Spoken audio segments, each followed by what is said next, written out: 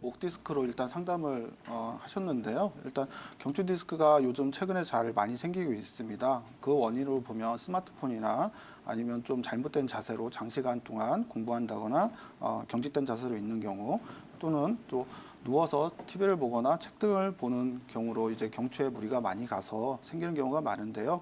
일단 경추는 일단 C자 커브를 유지하는 게 가장 중요하다고 하겠습니다. 이렇게 C자 커브를 유지를 해야만 경추가 경추 5번, 6번, 뭐 7번까지 제일 많은 하중이 지어주는데요. 그 하중을 잘 경추 전체적으로 골고루 잘 분산을 해서 경추 디스크나 아니면 퇴행성 관절염들을 예방을 할 수가 있는데요. 일단은 이런 자세들을 좀 유지하는 게 중요하다고 할 수가 있겠고요. 현재 시청자님께서 신경 차단술 이후에 손등까지 또 저린 증상이 더 심해지셨다고 하셨는데요. 이 신경 차단술이 원래 만들어진 이유는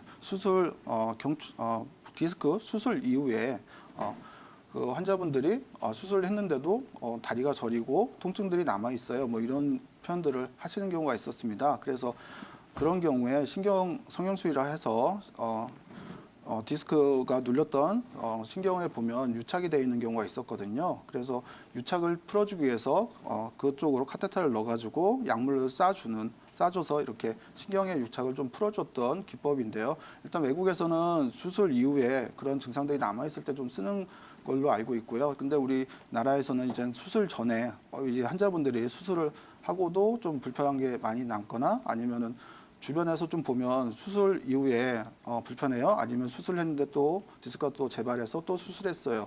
뭐 이런 분들을 좀 많이 보시다 보니까 수술을 가급적 안 하시려고 하거든요. 그래서 이제 우리나라 병원에서 하는 방법이 비수술적 치료법이라 해서 수술 이후에 하던 기법을 수술 전에 수술을 안 하고도 치료가 가능합니다 해서 이렇게 하시는 경우들이 있는데요. 일단은 신경 차단술이나 아니면 환자분들이 좀 많이 보셨을 거예요. 신경 성형술. 이 두 가지를 따로따로 하시는데 신경 성형술이나 신경 차단술이나 별 차이는 없습니다. 왜 그러냐면 척추 쪽으로 디스크 염증 있는 쪽으로 약물을 좀 쏴주는 약물을 좀 도달하게 해주는 방법은 똑같거든요. 그래서 별 차이가 없는데 일단은 신경 성형술들을 지금 최근에는 좀 병원들이 많이 하고는 있습니다. 그런데 일단 문제가 뭐냐면은 신경 성형술을 할 때 카테터를 넣거나 아니면 그쪽으로 째고 들어가기 때문에요. 일단 그 부위가 약해질 수도 있고 또 그로 인해서 염증이 또 생길 수도 있기 때문에 지금 시청자님처럼 이런 증상들이 좀 없던 증상이 좀 생길 수도 있거든요. 그래서 이런 것들은 조금 치료를 하실 때 좀 생각을 해보시는 게 좋을 것 같고요. 일단은 경추 아까 제가 말씀드렸듯이 경추는 C자 커브가 굉장히 중요하다고 하겠습니다. 근데 이 커브를 좀 살려주는 치료가 좀 필요한데요. 일단 추나 치료를 해서 경추에 있는 커브를 좀 살려주고요. 그 다음에 목 주변에 있는 근육들이 좀 약화된 근육이 있고 도리어 좀 굉장히 단단해져 있는 경직된 근육들이 있는데요.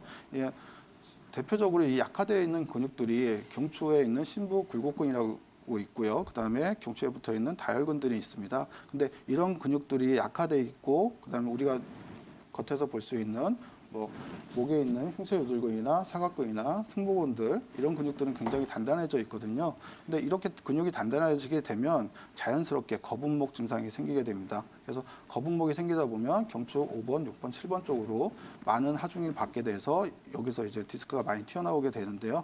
그래서 추나 치료를 이런 경우 추나 치료를 해서 커브를 살려주고 그 다음에 굴곡근들 강화시켜주고 다혈근들 또 강화시켜주고 풀어주면 또 이런 치료를 통해서 경추 디스크가 굉장히 빨리 좋아질 수가 있고요. 또 하나는 이제 방금 얘기 드렸듯이 경추 다혈근들은 이게 한번 기능을 잃게 되면 스스로 회복되는 경우가 별로 없습니다. 그래서 꼭 외부 자극으로 좀 치료를 해주는 게 필요하거든요. 그래서 이런 때 그 다혈근에다가 약침을 좀 놔주게 되면 다혈근들이 빨리 강화도 되고 그다음에 기능도 빨리 회복할 수가 있기 때문에 저 같은 경우 약침 치료도 좀 자주 해드리는 편이고요.